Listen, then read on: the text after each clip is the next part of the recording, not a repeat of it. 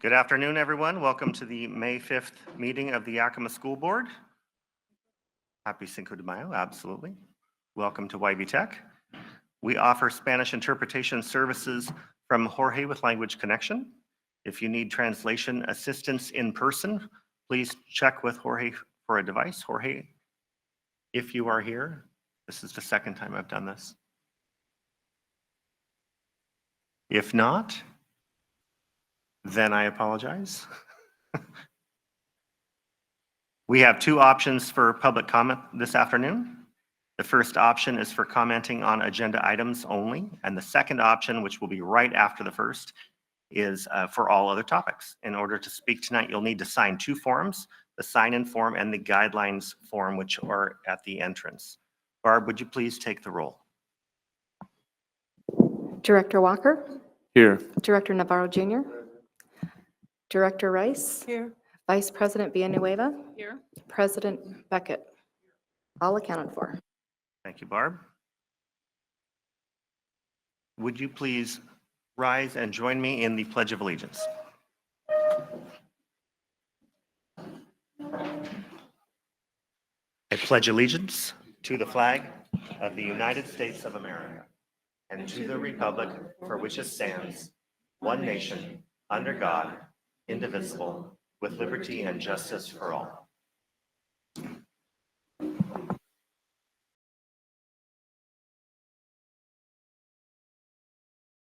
Today, the schools of the Yakima School District rest on the ancestral lands of the 14 confederated tribes and bands of the Yakima Nation.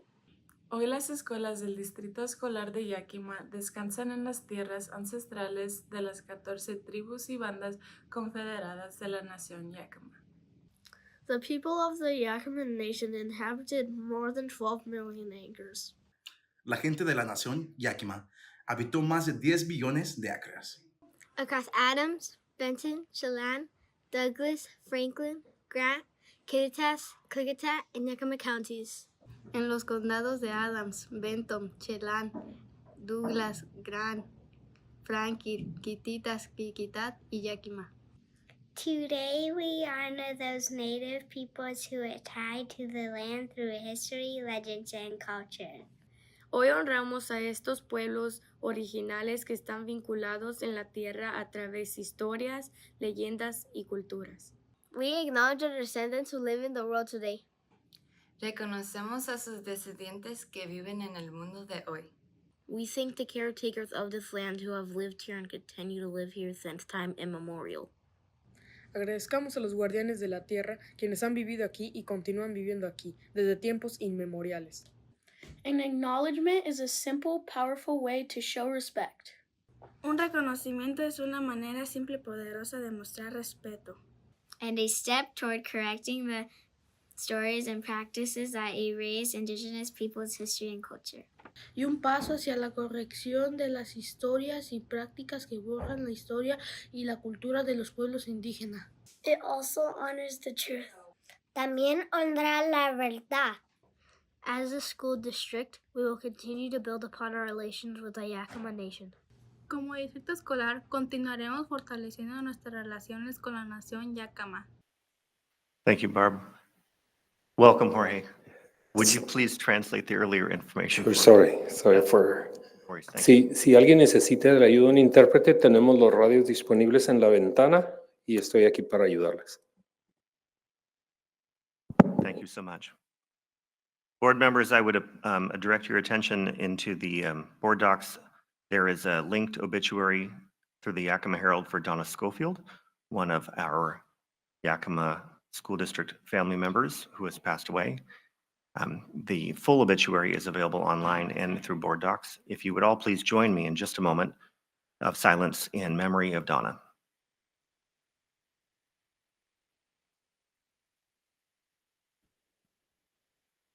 Thank you. We'll have reports to the board tonight, and Dr. Green, if you would begin, please.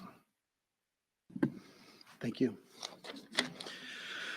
Thank you, President Beckett, members of the board. It's my pleasure this evening to just share some information.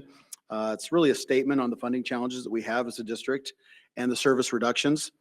The decisions impacting the services the Yakima School District provides to students and families is never easy and it's never taken lightly. We recognize that each role in our student represents not only a job, but a connection to the heart of our mission, and that is serving and supporting every child who walks through our doors. We have deep faith in the people of this community, our staff, our families, and of course, our students. And that faith guides us to rethink how we deliver services in ways that remain student-centered, even under immense pressure. In the face of the challenges that we see, building and district teams continue to show courage and flexibility and commitment to one another, and this speaks to the strength of our school community. At the same time, we must be candid about the source of our frustration. Washington State's current educational funding model does not fulfill the constitutional promise of ample funding for all students. The burden of this underfunding lands heaviest on school districts like ours, where the majority of our students live in poverty and the cost of providing equitable education is highest. While some districts are able to offset state shortfalls with substantial local resources, our district receives substantially less per student in the combined state and local funding despite having greater needs. This is not a sustainable path forward. We will continue to advocate for a funding system that supports all students, not just those in property-rich areas, and we will remain transparent with our community as we navigate these reductions, not because we want to, but because we must. We invite you all to stay engaged, speak up, and join us in calling on state leaders to honor the paramount duty enshrined in our state constitution, which is to amply fund the education of every student. I've had many people reach out and ask what they can do to be a part of our district and how they can make a difference. And I go back to that comment: stay engaged, speak up, and join us in calling on state leaders to honor the paramount duty enshrined in the state constitution. Thank you for your understanding, your voice, and your continued support. Thank you, Dr. Green.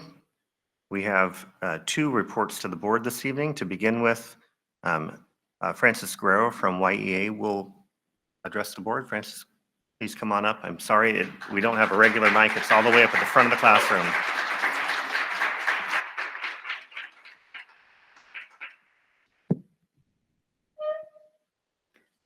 Good afternoon. Tonight, we are here to push back against the reduction in force, particularly the move that cut all the secondary librarians. And I would like to remind the superintendent to please refrain from contacting people via their personal email and/or social media for speaking out today. I know the board believes that it's great that the superintendent reaches out to people personally, but as I told you last year, April 22nd to be exact, that is not how the majority of my people perceive that contact. It comes across as intimidating and harassing. Everyone knows how to contact the superintendent. And if he wants to send a blanket email out inviting everyone to schedule a personal appointment with him, that's fine. But do not be singling out any individuals, or I will respond with another grievance, and this time I won't let it be denied. And if I learn that any other union members in any other unit are being singled out, I will report it to WEA and ask them to respond accordingly as well. An injury to one is an injury to all, and no one should feel victimized or retaliated against for speaking during public comment. I've told you before that I understood the budget situation required cutting back on staffing because the district overhired for several years in a row. However, my understanding becomes non-existent when the district does not engage in its own austerity measures and instead chooses to balance their budget by cutting as many student-facing positions as they think they can, while adding to their own administrative ranks downtown. A reduction in force should not become the go-to for balancing the budget. It should be the last thing you do, the last thing you engage in out of sheer desperation, and instead, YSD has used it as a way to cut over 100 certificated positions over the last 2 years, then legally reshuffle everyone so as to keep as many people as possible without having to hire outside the district. I find it very difficult to believe that the board was not capable of telling the cabinet to go back and redo the budget utilizing other measures instead. Not once did you question the budget as presented. Not once did you ask if the district had frozen top-level contracts and disabled further extensions or added benefits. Worse, you yourselves have approved contracts that are substantially higher than like-sized districts during a time when everyone should have been experiencing pay freezes that would bring them more in line with like-sized districts. Not once did you question the administrative staffing levels downtown to ask whether they were above what state allocations provided funding for, nor did you suggest that they bring those staffing levels down to what the state funds before they cut any student-facing positions. It is common knowledge that the state does not fund any staffing, does not adequately fund any staffing, including that of teachers, at an adequate number. But the only people who should be staffed over that model, regardless, are the student-facing positions, the people who actually work with our students every single day. 50 years ago, the Everett Education Association sued the school district for bargaining in bad faith. And what stuck with me from that was a comment that Judge Hanson made. He sided with Everett EA and noted that to educate children is the sole function of the school district, and it cannot do so without teachers. Administrators do not educate anybody. Their function is to provide support for the certificated teachers who, after all, are in fact educating the children. Instead, you have allowed a budget that overstaffs at the administrative level far above state allocation models. And actually, what I find most damning of all is that not only have you allowed staffing at the administrative level to be above what the state allocates funding for, but you could not even insist on, at the very least, a freeze on any additional administrative hiring. You allowed the budget to cut an additional 48 student-facing positions and yet added back another assistant superintendent position. There were 4 such positions in total prior to this cabinet. Then additional assistant superintendent positions were added. Last year, 1 position was reduced through attrition, and that brought the number back in line to previous levels. Not reduce them, just back to previous levels. But then earlier this year, YSD announced that assistant superintendent position was being brought back, and the district continues to advertise for an executive director position. I told you a month ago, I fully expected the budget not to include any RIFs based on the actions the district was engaging in, not least of which was the addition of another assistant superintendent. All we see are additional administrative positions that come at our expense, at the expense of our librarians, to be exact. I have spent over a year trying to impress upon you the need to add to our staffing, and instead it is the downtown administrative staffing that gets additional people. I was so certain that you were listening to my reports and hearing the needs that my people were sharing. I see now that you are only cherry picking what to be responsive to and what to ignore. I never once said a word about not making any cuts, because the idea of any additional cuts was absolutely unfathomable. My sole focus has been to beg for more staffing to ease the burden on all employees who work directly with students, to provide better care and attention to the needs of our students. I am beyond livid that not only did my reports fall upon deaf ears, the enactment of another RIF was simply a punch to the gut, adding to your own staffing while cutting the heart and of knowledge and research from our secondary students without blinking an eye. And you have proven yourselves to be incapable of asking the right questions or insisting on the right and the best course of action for our students. You've not held cabinet responsible and have in fact repeatedly doubled down on your support for administrative staffing versus student-facing positions. I have lost all confidence in you, and I believe much of this community feels the same way. You are not the leaders we need you to be, and this has resulted in harm to my members and our students that could have been avoided.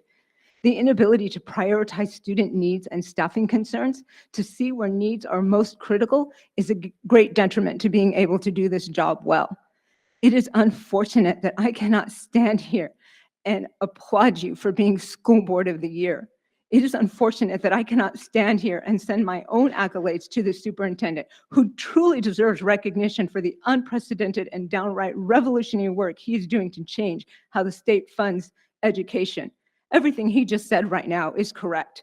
The state does a crappy, crummy job, and that needs to be fixed. And I am genuinely thankful for all the work he has done to advocate for a state budget model that will provide funding that will benefit us in the future. I wish that I could stand here and tell you how proud I am to have a superintendent making such changes at a macro level that will benefit multiple districts across the state. I wish I could stand here and tell you that I appreciate all of the help he has given me in my own efforts to align my work with his, to push together towards this macro vision that, if it ever comes to fruition, will benefit us greatly even once he is long gone. But I can't do any of that. I simply cannot get past all the harm and damage inflicted upon us at the local level without any sense of reciprocation at the administrative level. The constant engagement in deflection and misinformation is also vexing. Why can't the board provide a clear and transparent explanation for why they believe a budget that prioritizes central services staffing is in the best interest of students? The community has raised many concerns repeatedly about the salaries that are so much higher than like-sized districts. What is the rationale for that? When someone asks for an explanation, why is the topic deflected toward teacher salaries that are a rare exception to the rule? To claim that some teachers make $170,000 as if that somehow justifies your own cabinet's excessive salaries is so outrageous. A teacher at the top of the salary who is past experience and past credits makes about $114,000, $115,000. They can make an additional $6,000 if they work an extra 5 optional days. They can make an extra $10,000 if they do the work to get national board certified. If they're SPED, they can make an extra $5,000 from working an extra 49 hours on their IEPs.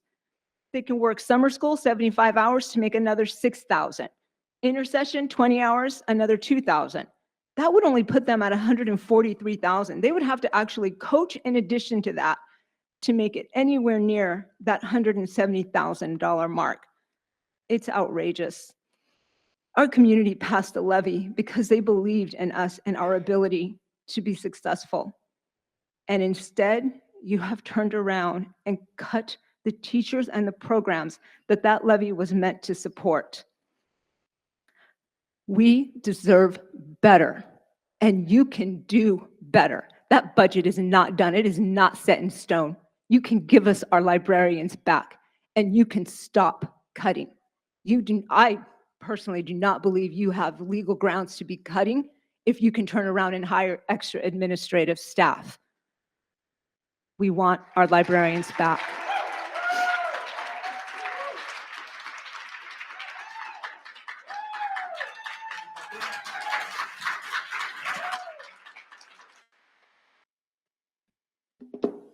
So thank you, President Beckett, for indulging me. I know that sometimes when comments are made on the fly and somebody's rebutting in the moment, there's not a preparation that goes into reading something when you first come up. So I'm not going to address every component, but I think that there are a few things that I think are worthy of addressing, especially since if we don't respond, we know that media is listening, and sometimes when a comment is made and there's no retort, that becomes the truth. And I think that's what we've seen in many instances in our district where social media tends to be the place where we get most of our news. I really appreciate the passion that Franny has and coming up here and the work that she's done most recently in working towards advocating for all districts, especially those that are property poor, specifically House Bill 2049, which I'm still working on and have hopes that there will still be an adjustment that will benefit Yakima.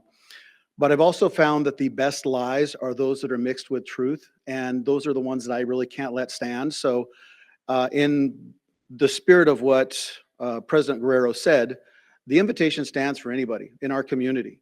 Reach out. I will come and meet with you. You can come and meet with me. You can bring whoever you would like, because the information that is out there is a half-truth. And the case in point, I just share in what was brought forward here this evening, just one small example. We're so proud of the work that our teachers do, and the number that was mentioned was straight out of a quote that was shared out of context. So when we talk about living, here's what the quote was. It was straight out of KIMA. The exciting thing about where we live in Washington is that our teachers are well paid, and they should be. When I started, teachers made around $20,000. Now the top scale teachers can earn $170,000. Not every teacher earns that, but it's a significant and deserved salary for such a difficult job. Green explained Yakima has the lowest overhead in any public school administration in the county and one of the lowest in the state at 15%. You cannot complain about one without identifying the great things that are happening at the micro level, not just the macro level. And then I can go on and on. So there are many examples that I could give you. I commend the board for taking a beating, for doing a wonderful job, as State Board of the Year, for doing your homework in advance, for asking questions in advance. And I understand that this is a time, just like I said at the beginning of what we were talking about here today, making any cuts is never easy. Making any adjustments is never easy. And it pains me, and I cannot share the districts, but it will become very evident in the next few months. It is amazing, some of the districts that you will see going to binding conditions in the next month. And they're going to be districts that you don't expect. It's heartbreaking to see some of our smaller districts who percentage-wise are reducing more than we are, but are overshadowed because of Yakima. And I'm glad that we're doing that because it allows some leeway for some of those superintendents and communities to heal. But I think the reason that what we could most do to have success in our district is find a way, and I just extend this again open. We can do so much more together than we can separate. So I can continue knocking on the door of legislature, or we can join together like we're doing with, Franny and helping with that. But also it's got to start somewhere. And if there's not going to be a hand extended out to have those conversations in advance and go straight to social media, and that is something that's being it's a tactic, and people know it's a tactic, and that's fine. But don't come up here then and act like it's not, and act like the board is not doing their job. They're doing a tremendous job, and this is a difficult time. And lastly, I commend once again the work of our HR department, who has, I think at this point, after 2 weeks ago, we made our last reductions. We now have only 18 positions who have not been placed. I totally understand that that's not the same as having the position that you were in, but already having brought back over 40 plus positions that were reduced and having all back but 18 is a significant step, and just shows the incredible work that's happening, not only in HR, but in conjunction with our unions. So with that, I will yield back to our president. Thank you, Dr. Green. At this point, I'm excited to welcome Bonnie Smith, who is the principal of the Yakima Valley Technical School, hosting us here today to give us a presentation from the YV Skills Center. Bonnie, welcome. The floor is yours.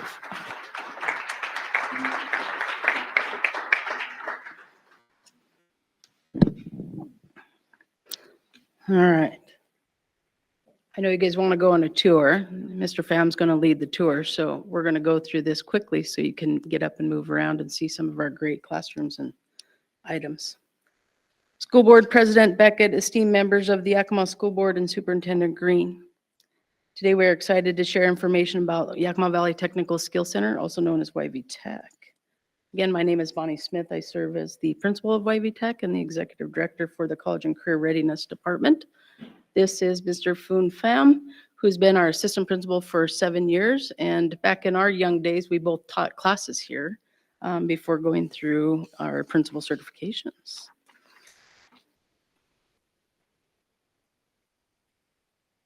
All right. Just a little bit about YVTech. If you do not know the Skill Center model, I want to let you know that Skill Centers are multifaceted, but our purpose is direct. We are hosted by the Yakima School District, but we provide free, yes, I said free, advanced preparatory academic, professional, and skilled technical programs open to all area high school, 11th and 12th grade students in the Yakima Valley. We're an extension of the area high schools. They spend half their day with us and half their days at their home school. And as you can see on this slide, we offer 18 advanced prep, college, and career technical programs. We have 21 teachers. 20 Yakima School District teachers, and we serve 974 students currently from 15 different school districts, ranging from Ellensburg, Kittitas County, all the way down through the Yakima County into Mapton. And of our total enrollment, 38% of the students come from the Yakima School District. Credit equivalencies and dual college credit. Our programs are 2.5 hours a day, 5 days a week. Our students spend 12.5 hours with us at the end of the year.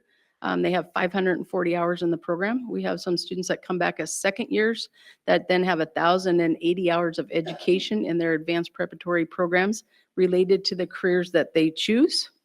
One thing I wanted to share is we were talking today in our planning session is that since 22-23 school year, we've been able to increase the number of college credits by 33%, both dual CTE credits and also college and the high school credits. So we're doing some changes and making some moves here. This slide also, I know you can't read the small piece, but all of our programs have credit equivalencies for the graduation, the high school graduation requirement. So every program at YVTech, including cosmetology that has elite down at by the Red Robin, they actually have an art credit. And so we are all credit equivalent. All right, so you're going to hear across the state right now, they're calling it a new economy, and it is rapidly evolving. And with it comes a growing demand for high-skilled workers. And so one of the stats up here in Washington State, 70% of family wage jobs now require a post-secondary credential such as a degree, certificate, or a registered apprenticeship. And this is highlighting the shift towards a knowledge and skill-based for any employment. Also on here, yet in 2023, House Bill 2626 passed into law, where Washington has set a bold goal, ensuring that 70% of adults hold a credential beyond high school by 2030. And uniquely for us, that means we must align our educational systems, not only YVTech, but our CTE from the Yakima School District. We must align our programs with what the workforce needs regionally and then also statewide. So we're in the middle of working on that to make sure that our students can be placed locally, obtain those credentials and those degrees, and then get a good family paying job. Industry recognized credentials. As of 24-25 school year, there are over 100 approved industry recognized credentials. We call these IRCs. I know you guys don't like the short acronyms, but they're called IRCs in Washington State, approved by OSPI. All of our YVTech programs prepare students to take these industry professional technical certifications. And as of today, Mr. Pham reported that 80% of our students have earned their at least one IRC in their program. And I'm looking Mr. Whittakin out there. He has 4 IRCs for his students in his program. And then I just want to talk about the money, because the money for our families, our programs, our school pays for the industry recognized credentials. And so as we look at it, I was talking our nursing assistant students, their state licensing and required credentials cost $372. That's not placed on the families, that's placed within our programs that we pay for. So those students do not have a barrier as they look to go to college and or into the workforce. And then I was over talking in electrical, Mr. Kruger out there, and then Mr. Parrish. Their credentials for the electrical program, the pre-apprentice training program, over $2,400 cost per student. And so again, if they've earned it here, we're able to pay for that. So it does not put barriers on the students and the families. And then our community. So those are some of the exciting things that we're doing here at YVTech to take care of students, families, and the community. And then I wanted to share, we embed internships in our 540-hour programs, and these are the list of the programs that have that. And then in addition, we have some pre-apprentice L&I approved apprentice training programs also here at YVTech. And so with that, again, we're connecting them to the next level and the next step, just like our mission and vision states. And it's all part of our programs and the works that our instructors do for those. And then lastly, I've got to double click this, right? Lastly, I wanted to share our student voice. Jewel Brumley was my supervised principal evaluator and brought student voice. And so uniquely at YVTech this year, we have a couple avenues to make sure student voice is heard. Student-led conferences. This is the first year YVTech has held student-led conferences. We held it in October 30th. On a Wednesday, we do an all-day event because we have families coming from Ellensburg all the way from Mapton up to visit with us. And then we did it in the spring on March 26th. Again, another all-day event. We don't take the same Monday early releases and some of the PD days because we serve so many districts.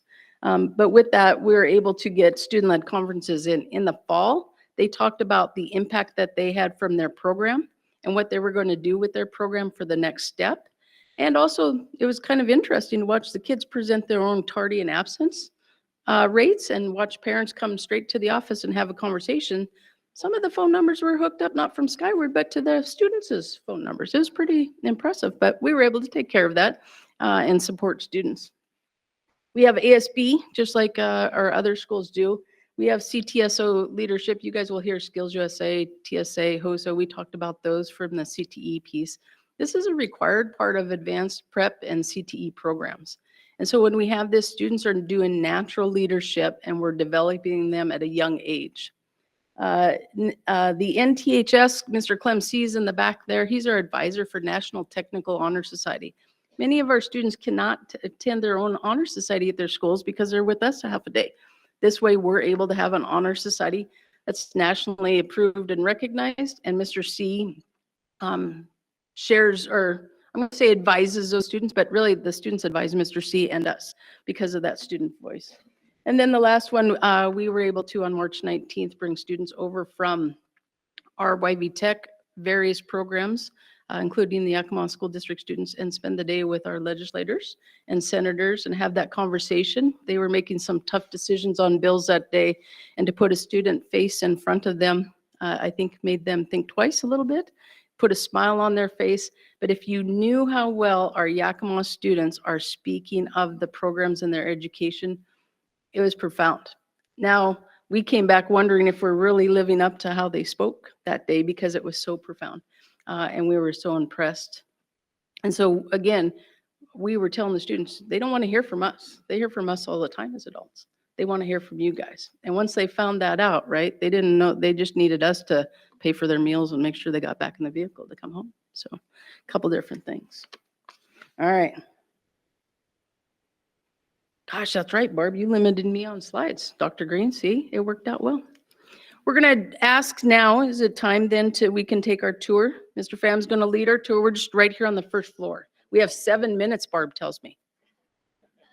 Well, in the spirit of benevolent dictatorship, I'll give you 9. 9? 9 minutes, Barb. All right. All right. Mr. Pham, you want to join us? Okay. Please join us as we're just going to go down this first row here, down the first hallway, and see some of the programs and our big equipment that we share with all our students.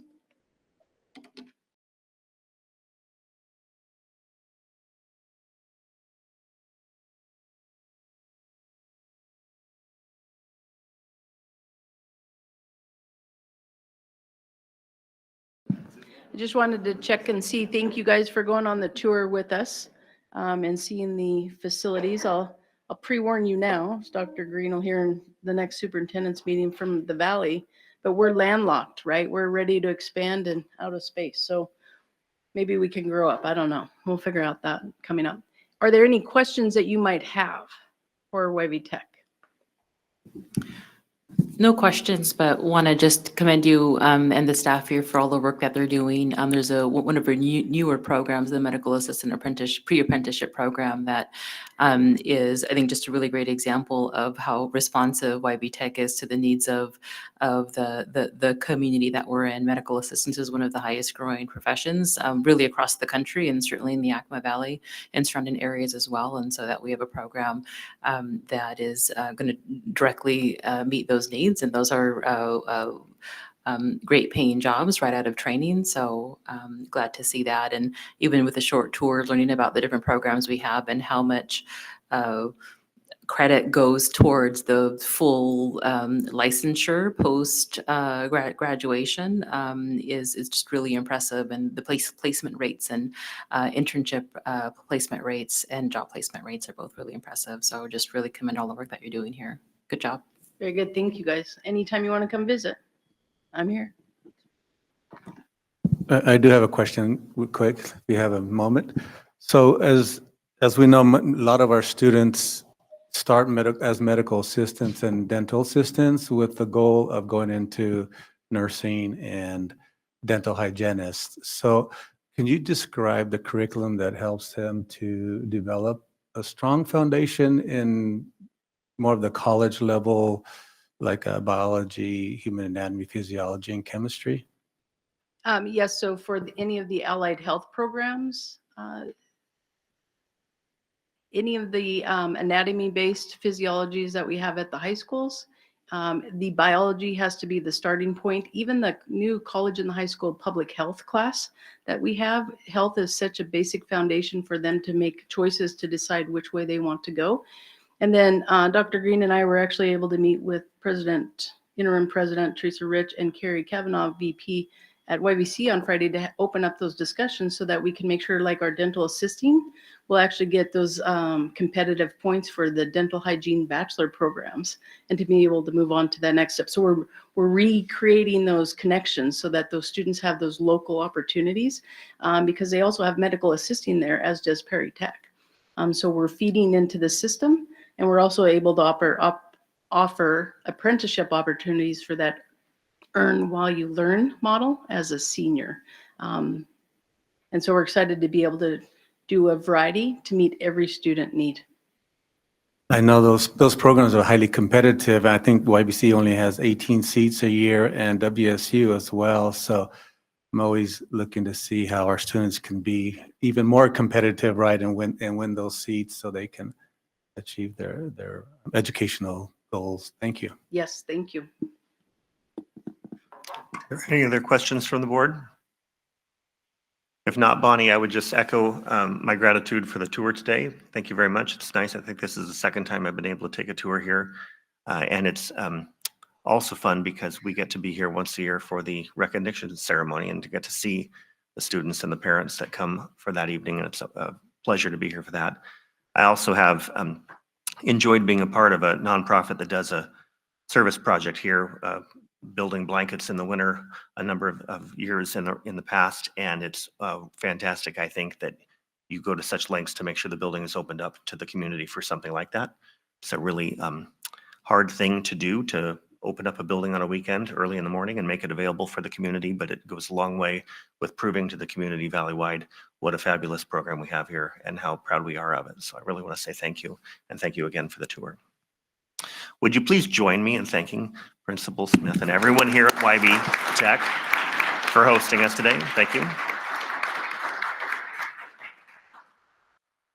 Will take us to updates from members of the board. Are there any board members who wish to make an update this afternoon? Just a quick one. We've got the regional meeting for WASDA for Director Area 8 coming up, I think, this week. It's in Thorpe. So I don't know how many of us are willing to make that kind of drive, but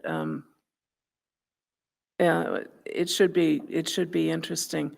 And additionally, the submission period for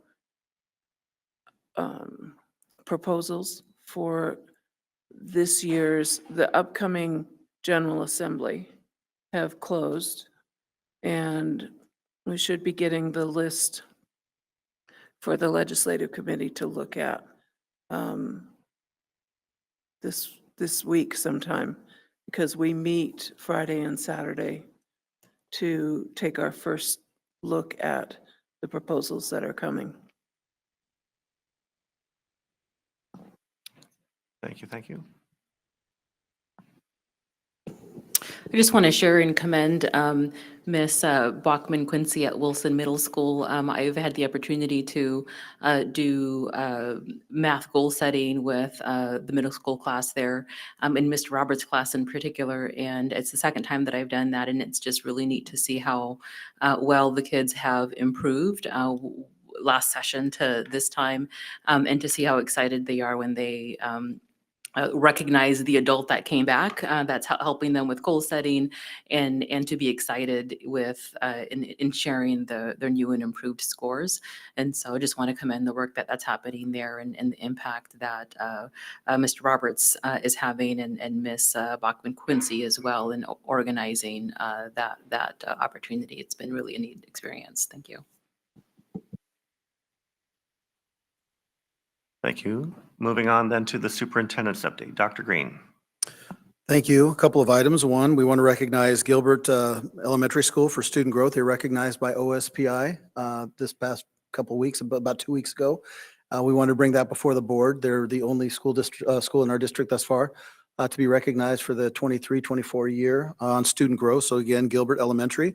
We have Naomi Reyes, a teacher out of McKinley, who was recognized as one of 20 in the United States using Imagine Learning Spanish classes. So she is an award winner of one of 20 in the entire country, 240 minutes plus this spring. I would anticipate that that's probably weekly per student, but I would have to double check on that. And then in hearing Director Villanueva talk about her classes, thank you for bringing that up when you go to Wilson. And I know Director Walker goes to Wilson as well.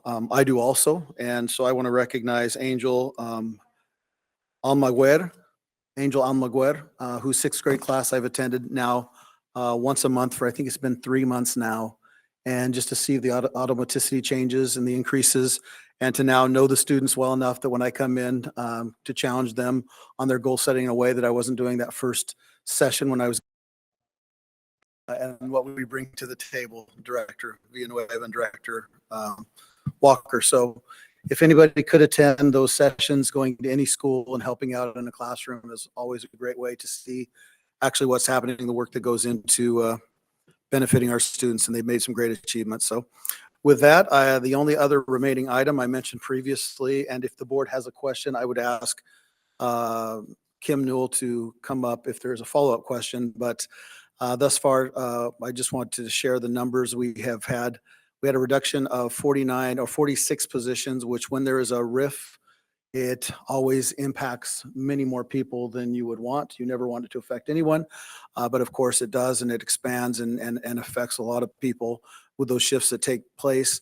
Out of those 46 positions that we have lost, we have all but 18 currently accounted for back in our system. So unfortunately not in the same position, which is always the rub, and rightfully so. That is something that is a challenge.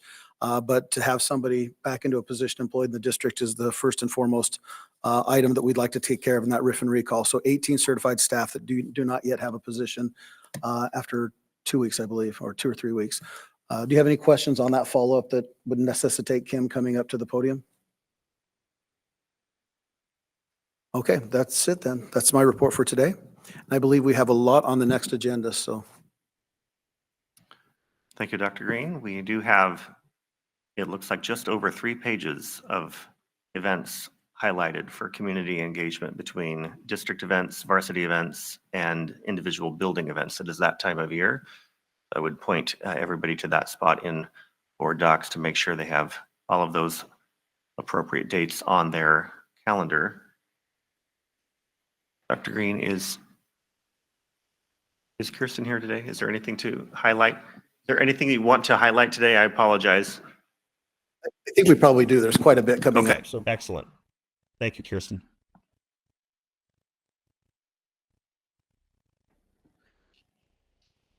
Thank you so much.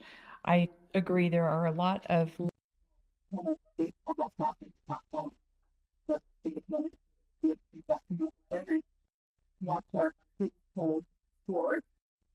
in addition, that's district events that are not the capitals with it, so more sense. The writing contests are which is that sense. Our migrant education program so is our pivot advisory readings and all conflict summit. Excellence in Education Awards this week, May 8th at 5 p.m. in this auditorium. Our Health and Wellness Education Center's summer kickoff resource fair is on May 14th. There is a suicide prevention family night also on May 15th at Franklin Middle School at 5:30. Our HAP celebration May 16th and honors convocation May 19th. We have more events that are following that, but we do have a board meeting on May 20th, so I will go over those at that time. There are also numerous school events that are occurring during this time, from transition nights to our preschool resource fair, etc. So you're right, President Beckett, those are all listed on our website. So thank you for that opportunity.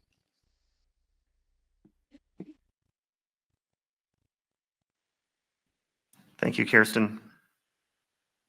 That will take us to our first comment or opportunity, excuse me, for comment from the public on agenda items. And I have a list here. I'll remind everybody we do have a time limit of 3 minutes. And so if you do hear the the timer go off, please don't take it personally, but we are keeping time so that everyone has their opportunity to be heard. To begin with, I believe from Stanton, we have Luca Baccieri. Luca, welcome. The floor is yours.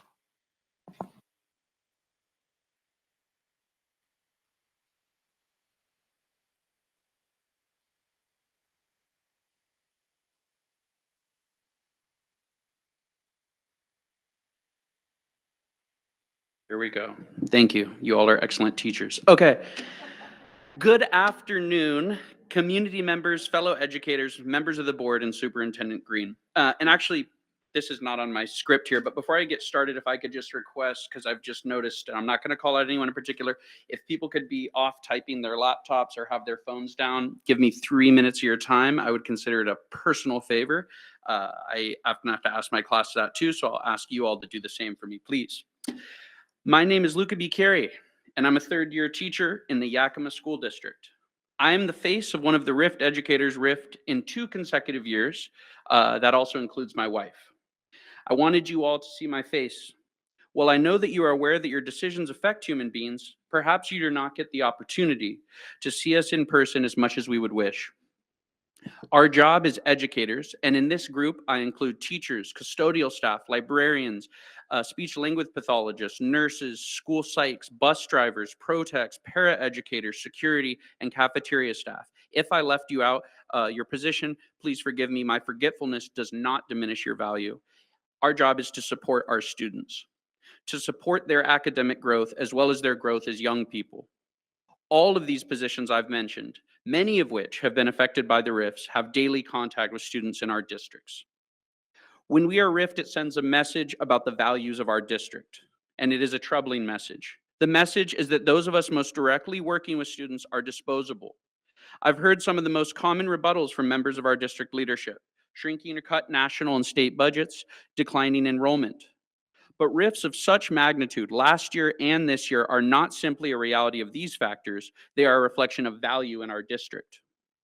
You tell us it is not personal, it's just the reality of running a district sometimes. Of course, it's incredibly personal. It shows how much you value us. Granted, there is declining enrollment and budgets. These are 2 factors that must be navigated. However, our situation in YSD needs to be looked at from a budget management standpoint within our district. Rampant spending during COVID and in the year or 2 after seemed to be void of forethought of the future. We have all heard the specifics of these purchases as well as the justifications from some of our district leadership as to why they were necessary. Here is what is clear. Poor financial decisions made in the Yakima School District, not the state and not the nation, are what led to you feeling the need to RIF educators at such an extreme rate.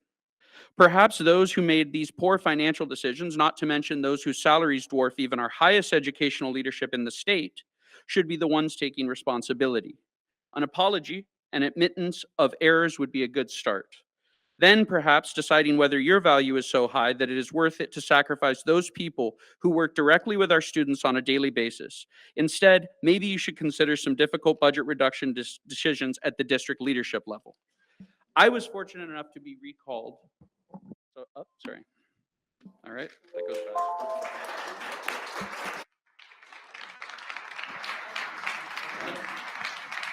Thank you, Luca, for speaking today. Next on the list is Miriam Hubbard from Gilbert. Miriam?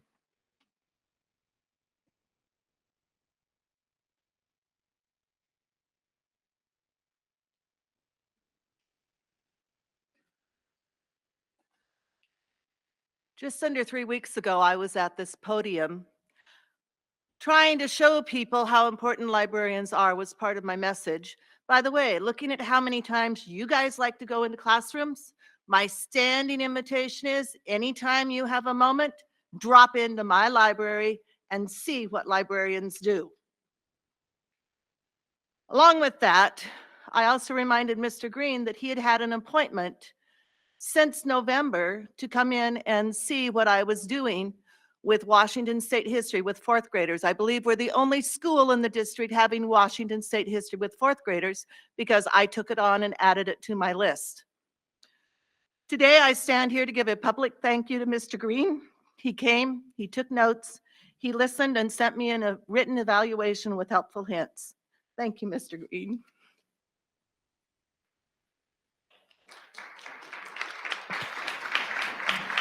Thank you, Miriam. Next on our list is Heather Kessler from Eisenhower. Welcome. Thank you. Good evening. I'm Heather Kessler. I'm the Eisenhower High School librarian. Tonight, I want to explain some of the roles librarians play in fulfilling the district's operational procedures and mission, and share with you some of the work I am currently doing. The last few weeks, I have been working with our college and the high school students on their research papers to earn university credit. I am teaching them how to use databases, find peer-reviewed articles, and do proper citations and bibliographies. I am very proud of their hard work. In lieu of the cuts to middle and high school librarians, I have been wondering about the plan. In an age of misinformation and alternative facts, what is the plan to support next year's projected 7,407 secondary students? My high school students come to me with beginning research experience because of their middle school librarians. I understand that one reason we're in a budget crisis is because enrollment is down. College is expensive, and nothing will boost enrollment like a reputation for Yakima schools earning college credit in high school. But university requirements, IB and AP, are demanding, and our students must learn to research. What is the plan to increase enrollment by earning the reputation as a district that helps our students earn college credit? As we support our students, what is the plan to follow operational procedures 2311 and 2315 that name a teacher librarian as one to research and review books for our libraries? Appropriate books don't magically appear on the shelves, especially at middle school, where young adult content can be inappropriate. Suitable books are currently carefully chosen according to district policies by trained librarians who stop book challenges before they start. What is the plan to ensure that our secondary students have access to quality and well-researched books to read? School board members, I think we should be asking, what is the plan without middle school and high school librarians to support our students with research lessons to successfully navigate college credit earning classes? What is the plan to follow operational procedures? And what is the plan to have carefully curated collections that entice students off their phones? At the very least, we need at least 1 or 2 certificated librarians managing our secondary collections and supporting research. Without any certificated middle school and high school librarians, and without a plan, our students, teachers, and librarians will suffer. Together, let's make a plan. I'm here to help, and I look forward to hearing from you.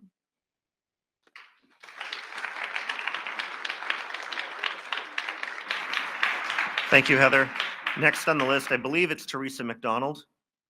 The handwriting may be a little different. Thank you. Please come right on up.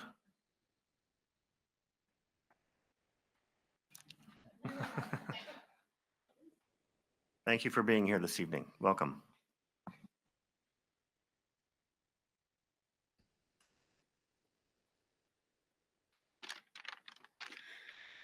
Good afternoon. I'm a community person from the public that when I was told the levy, to vote for the levy because it would be teachers would receiving more funding so there could be more programs. But as soon as the levy went through, you started ripping teachers. Instead of hiring new administrative people and terminating teachers, you should return those teachers back because they're needed to the public, like the librarians and the STEAM teachers that help students with their education. And you also took funding which was designated for PE and music department, which that made them have less music activities. The librarians are very important because they are the ones that assist the students more than the teachers. They are very essential to the education. We, the public, supported the levy for the teachers and the students, not for you to misuse funding and give yourself raises. You need to get staff from your own staff, not education staff who work with students, because of you, many teachers are going to be struggling to support their families.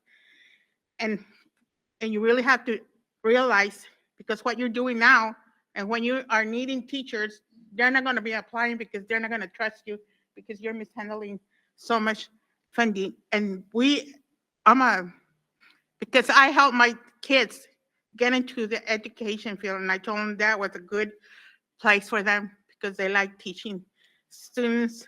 But with this, you're really affecting, and me as a public, next time the levy comes up, I'm telling you, I'm not voting for it. And I'm letting everybody know in the public, don't vote for the levy because look at what you did. The other levy, you terminated parapros and some other programs. And every year you're contradicting what you guys told the public. And I'm the public, and I realize you're not being truthful to the public.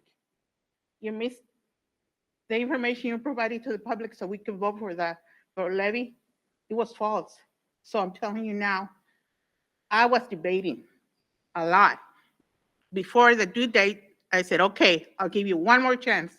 So I voted yes for the levy, even though my taxes was gonna go up. And I said, I'll give him another chance. But with this, next levy, no. Because you need to recall all the teachers you dismissed.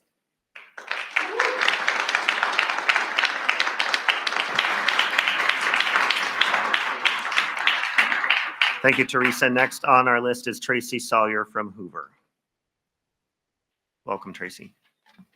Thank you. Hello, I'm Tracy Sawyer. I'm the reading interventionist at Hoover, home of the Huskies. Julio asked me to shout us out.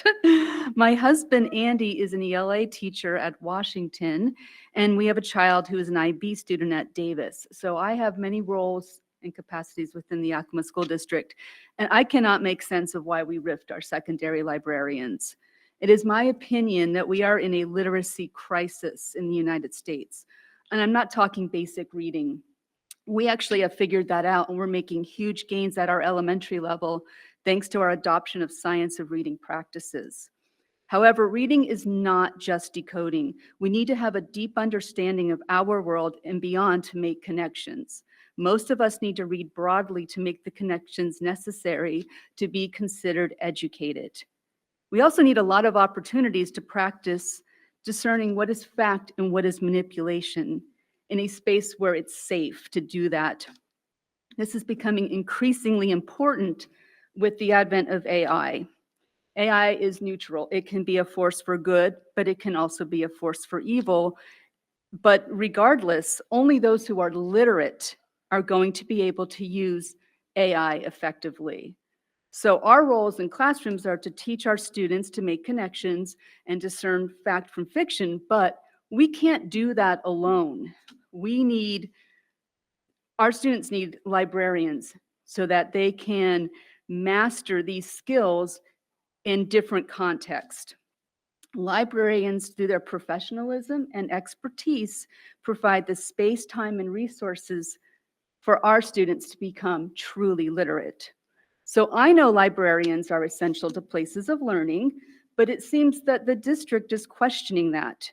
And this makes me really question YSD's vision and mission, because those aren't just words that you write on top of agendas or put on slick posters or on billboards. They are reflected in action. And what you cut shows what you value. And this is the second year you are cutting positions that have direct student contact. So I think a lot of us tonight are here because we don't know what you stand for or what we stand for and what this district values. Thank you.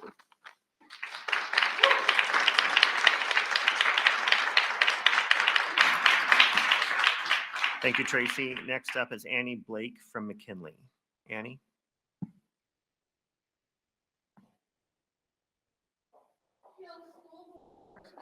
Mirror work. So when I say silent mirrors, go ahead and close those computers. I know our technology department automatically saves things. Go ahead and close them.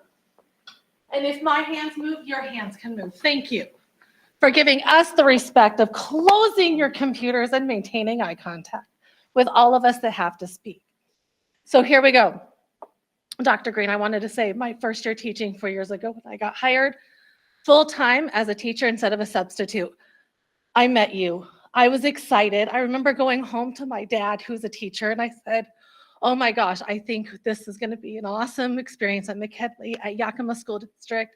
Superintendent seems like he gets it. He's a parent. He knows what we're going through as parents as we're coming out of COVID. And then year 2 hits, and last year, and this year, and I have been deeply, deeply disappointed in the direction that things have gone. You just said this morning, or the beginning of the board meeting, that you're serving and supporting students. You're student-centered. But hold on. All the cuts have affected students. Can you go ahead and close your computer? Thank you. I can send you notes. That's fine too. So we were supposed to get updated curriculum, I don't know, a couple years ago for math. We're still using outdated curriculum. We can't even get tissue paper, like tissue for kids to blow their nose. I've had to buy my own. We're still trying to get decent Clorox wipes so we can clean up spills from breakfast after the bell. You've cut the paras so that our kids are having structured recess because they can't manage 3 to 4 classrooms of students outside because there's only 1 or 2 of them trying to manage all those students. We have outdated technology in our classroom. I have a projector that's so old, I had to go buy my own speakers so I can have audio because the district didn't have any to fit my projector, but you won't update the projector. That's okay, I can make do with what I've got. I'm old school. I grew up without technology, I can do it. But here's the thing, you mentioned our salary and we can make $170,000, that would be really nice. But to continue or to maintain our certification, we have to go back to school. We have to continue learning to maintain our certification.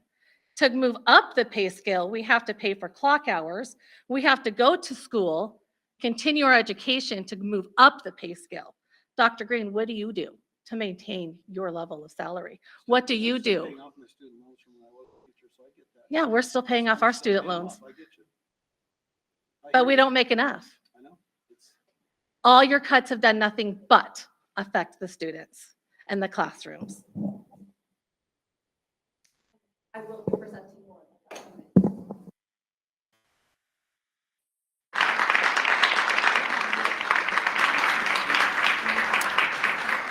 Next on our list is Crystal Murray.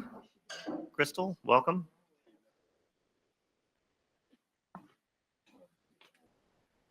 My name is Crystal Mary. I am a retired YEA member as well as retired WA member. And speaking on behalf of the RIF, we have had 2 years of horrendous RIFs. Lives are being disrupted of our young teachers who are talented and bring new ideas and really rejuvenates us folks who have been in the field working for so long. And I just, it amazes me as a community member, taxpayer, and people knowing that I was a retired teacher coming to me and saying, oh my God, you guys made $170,000. And I'm going, whoa, whoa, whoa. And so I had to go back to the KIM news report. And when I heard that, I thought, wow, no wonder the community is coming to me about the RIFs. They're coming to me about salary. They're coming to me with all these questions. And I don't understand why. It's great that you've hired all but 18 people back, but of those 18 people, we're going to lose them. I had a community member come to me and say, hey, you know, excited about their daughter got hired last year, but then she was cut. She got hired back as one of these people who came back, and she got cut again. And I don't understand. She goes, Crystal, she goes, why? I thought they could only be rifted once. And I said, you know, I don't know for sure. But again, how can we maintain our youth, our young teachers, our young educators, paraprofessionals, how can we encourage others to come to our district if we are constantly rifting, hiring back, rifting, hiring back? In the business world, that wouldn't happen. But yet sometimes in education, people say, oh, we've got to be more like a business. And again, I don't understand how we can be so top heavy. And yeah, a 4% raise on a teacher salary is very, very different than a 4% raise on an administrator or superintendent salary. Our community have felt lied to. Our community members, we're taxpayers. And again, the way employees are treated within the Yakima School District with RIFs, there's an issue, there's a problem. We are losing out on some highly educated, enthusiastic young educators that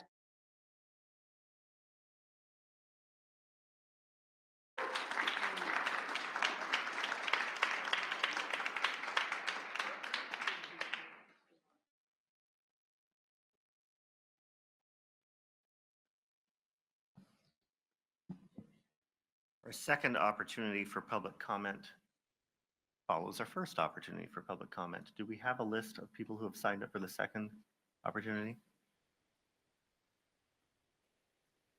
Okay. Thank you, Kirsten. Thank you, Casey.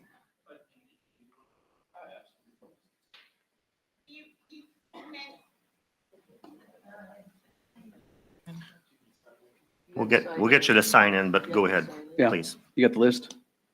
Or We'll make it work. Yeah, absolutely. We Go, good? please go ahead. Go All ahead. right. Hi, Mark Eakin. I am 8th year teacher over at Lewis and Clark Middle School. I have been fortunate enough not to have been riffed in the last 2 years. And, I've been fortunate enough not to have been riffed in the last 2 years, though I know a great many people who have, especially at Lewis and Clark. We're the highest rift building in the district. So those of you who have repeated that fate, again, have my sympathies. I want to finish what we had going on for Luca. He had some words that were worth hearing. I think we should all finish it up. He wanted to acknowledge that he does not envy the job of running the district. Having to make tough decisions and deliver tough news is certainly not an easy task. With that said, I believe strongly that those decisions should always be made with our students and the quality of accessibility of the education in their mind. How can we build strong, impactful relationships with students we are constantly being shuffled from building to building or teaching assignment? When we get the chance to remain in one position for several years, we can increase our comfort and our strength with that subject, and in turn, build on the passion of that learning for students. Consistency in what and where we are teaching is so important for our students so that we form a place where class after class can come for education and sense of stability year after year. It is clear that this board and some of our leadership is not putting this mission at the center of their decision-making. Our youth and our education are the most valuable commodity now and for our future. When will you start giving back the value to our students and those who are in most direct contact with them? I hope you've heard him. I hope you see him. Luca, please stand up. There are many more like him being affected. I urge you to reflect on your decisions and the lives you impact. We have value. Our students have value. Now, personally,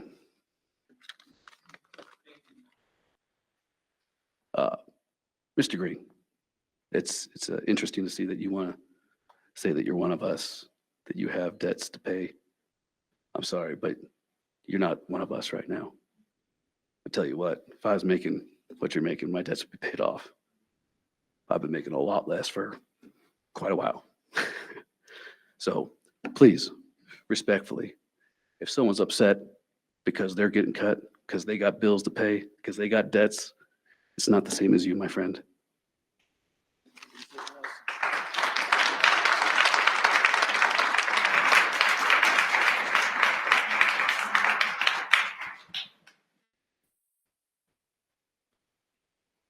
Our next item on the agenda is the annual student voice report. Presenting tonight is Kirsten Fitterer.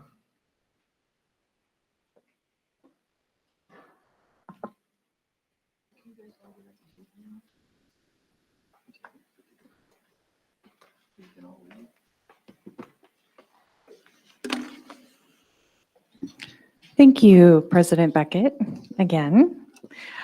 I'm Kirsten Fitterer, the Executive Director of Communications and Engagement, and I am overseeing the student voice this year. And I bring forth to you the Student Voice Policy 0580 for your consideration and compliance. I have reviewed the 5 sections of this policy and find that the superintendent is in compliance for each of the 5 sections. There is emphasis this month, the next month, and next year at the middle school level in our development, and I have indicated that in my summary report and have also included some evidence of compliance for each section. That was uploaded to board docs for you last week. Do you have any questions? Any questions from the board?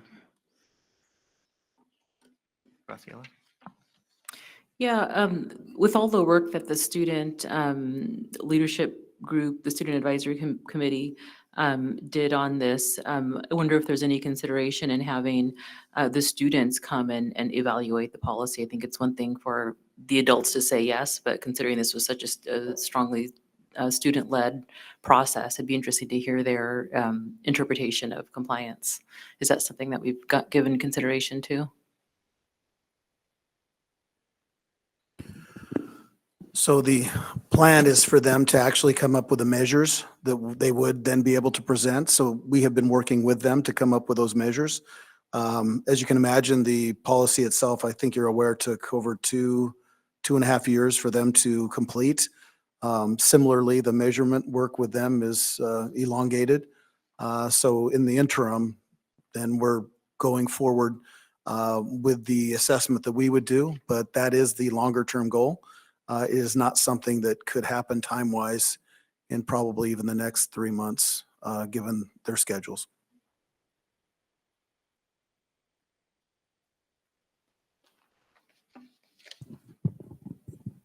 Hearing no other questions, the survey will be sent tomorrow to board members. It'll be due back by the 13th of May for the May 20th board meeting. Thank you, Kirsten.